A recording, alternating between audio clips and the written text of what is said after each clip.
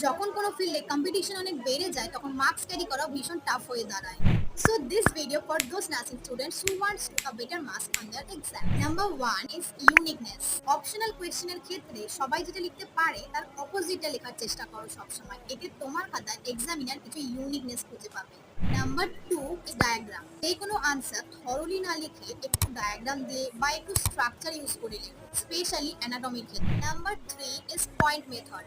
কোনো আনসার লেখার সময় কোনো মেইন পয়েন্ট থাকলে সেটা ভালো করে মেনশন করো, কোনো সাব পয়েন্ট থাকলে সেটাও। এতে খাতার প্রেজেন্টেশন অনেকটা ভালো হয়। Number 4 is highlight. যখন তুমি কোনো পয়েন্ট বা সাব পয়েন্ট লিখছো তখন সেটা এমন ভাবে লেখো যাতে সেটা হাইলাইট হয়। খেয়াল রাখবে যাতে পয়েন্টটা লেখার সাথে মিশে না যায়। And lastly number 5 use of symbol. লেখার কোথাও কোথাও কিছু সিম্বল ইউজ করো আরো বেটার এক্সপ্রেশন গেইন করার জন্য। So must try this 5 simple hacks on your exams to gain